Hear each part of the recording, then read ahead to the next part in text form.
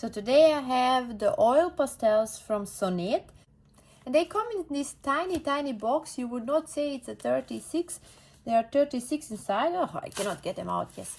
But they really are 36 and they are so tiny. I have my Paul Rubens here beside me, so I just want to compare them and show you the difference in size, because this is, for example, the 24 set and this is the 36 set. So yeah, they are really small. So let's just open them. So now we can take a look at them. We have here on the side, there are color names. So I'm eager to see if they have also color names written on them or not. We will see. So it is actually quite difficult to read.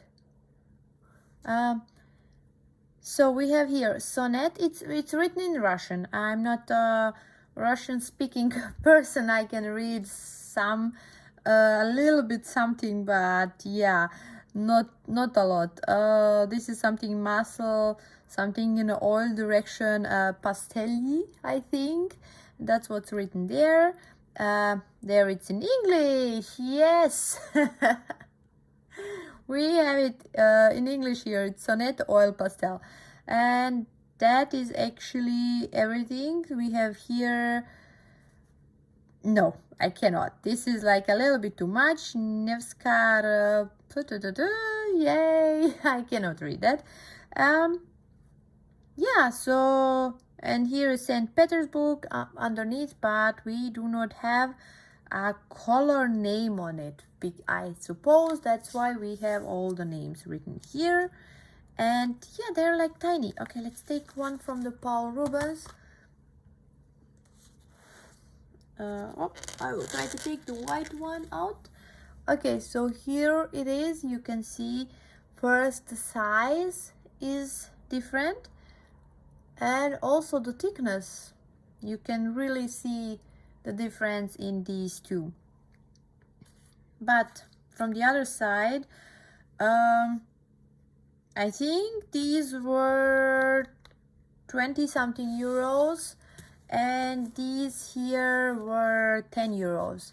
So yeah, I mean, you do get less, but you get more colors for less.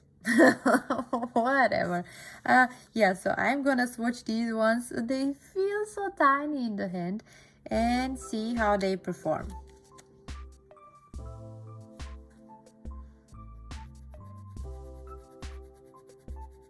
Okay, they are definitely harder.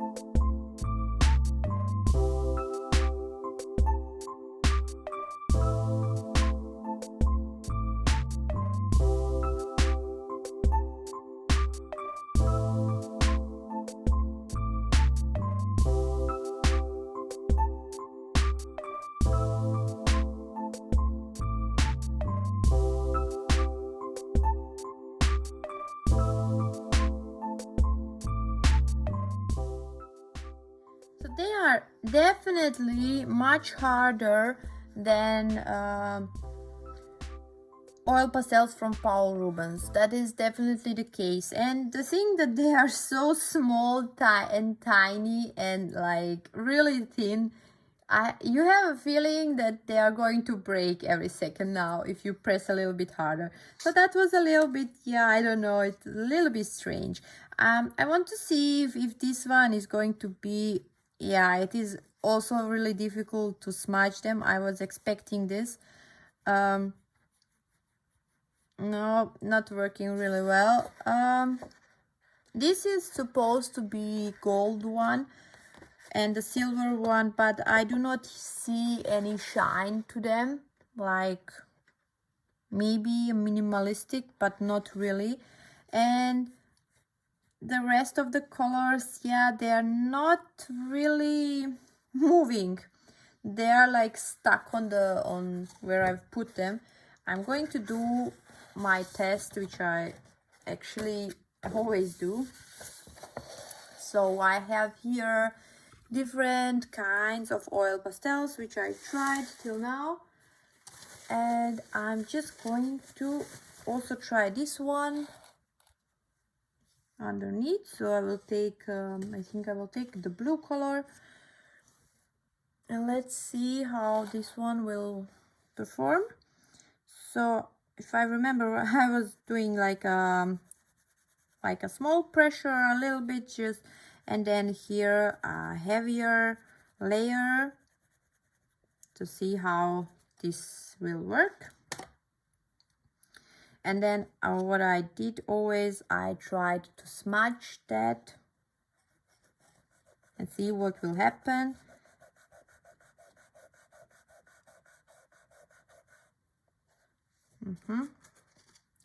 And let's try and see what will happen with this one. Okay, there is positive and bad thing. I would say the positive thing is it is not separating as some of the other brands that I tried, which are cheap, like a budget friendly. I have to zoom out a little bit more so you can see all of them. Okay, so for example, this is the Mungyo, but not the soft oil pastels. This is just like a normal Mungyo oil pastel set. Then we have the Jackson, Faber-Castell, and Van Gogh. As you can see here, for example, especially with the Faber-Castell, the color was like separating, and that was what was like really disturbing me. You can see it here, the color was separating when I was smudging, and with Paul Rubens you do not have that does not happen at all. And it also happened with the cheap Mungyo. We can see that here a little bit with Jackson. With Van Gogh, the color was just like concentrating on the corners. With Sonet, you can see it here, it is happening a little bit. So it is not so bad as with, for example, with Faber-Castell. So I would definitely say that they are better than Faber-Castell. They are also hard. Faber-Castell was also hard. So the only ones from these, yes, the Sennelier are really, really creamy. But from the cheaper brands, you have Paul Rubens, which is really nice. And I would say from the cheap ones, after Paul Rubens, I would go with the Sonet. And yes, of course, after that, Neo Pastel, and then the Sennelier, which is actually the best, but also the most expensive one. You buy like 5 of the Sennelier and you have the 36 set of the Sonet. So that is actually a really big difference if you are not going to do like a professional work. So it is, yeah, as you can see here, like it is still smudging, it is concentrating on some parts, but it is moving. That's the difference to for example, to Faber-Castell, where also here the colors was like just concentrating on that one place, and I actually did not like that at all. One thing I'm gonna do, because I really want to know now, is if I can layer these ones, because when I was using those cheap Mungyo for this painting, which you can see here, I was not able to layer those ones at all. It was really hard to put one color on top of the other one. The moment I took Paul Rubens, I was able to put, for example, white even on top of the blue or black. So, but that does not work with other cheaper brands. So let's just see, let's take which one. Yeah, let's just take one color. But immediately I really noticed the difference. The difference is huge because the color deposition is not so big, it's not so nice as with Paul Rubens. With Paul Rubens you get really that nice deposition of those strong colors.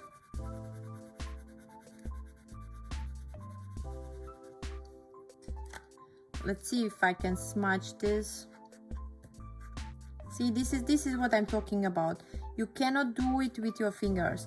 Do you see this? What is happening? My finger is like just like slipping or not doing anything, and this is what I get with Paul Rubens. So the difference is really huge. So do not think that this is not pigmented enough. This was the pastel set that I tried here. So if I would try other colors, it would be different. But yeah, the thing is, there is a lot of big problem of yeah, as I was expecting, you're not really able to layer on top. Just a little bit, but not enough. I'm going to show you how that can work if you take, for example, Paul Rubens. Do you see this? Do you see the difference? I think you see the clear difference when I put Paul Rubens on top here, and when I was actually trying to put a little bit of the Sonet, it's not white. It's just mixing with the color underneath. So that is really a big problem with these cheaper brands, where you cannot really layer them. What you can do, I did that once, you can use them for a base layer and then put other better oil pastels on top, for example like Paul Rubens, or even if you do want to use your Sennelier on top, you can do that. But there is, yeah, as you can see, there is a problem here. And there is also problem of layering. You see, I cannot put more there. That is the problem. I'm trying, but it's just like really strange what is happening there. I can try to smudge it with the tissue, but the same thing will happen actually with the tissue. You actually pick up the color, and that is something why I do not like using the tissue. Yeah, guys, so again, I'm staying with my decision that Paul Rubens is the best from these cheaper oil pastels that you can get. So that is definitely the best set. This one it's just not mixing nicely, it's not smudging nicely, it is you cannot layer them. So unfortunately, yes, you can use them for under layer, but otherwise maybe you will probably have some difficulties.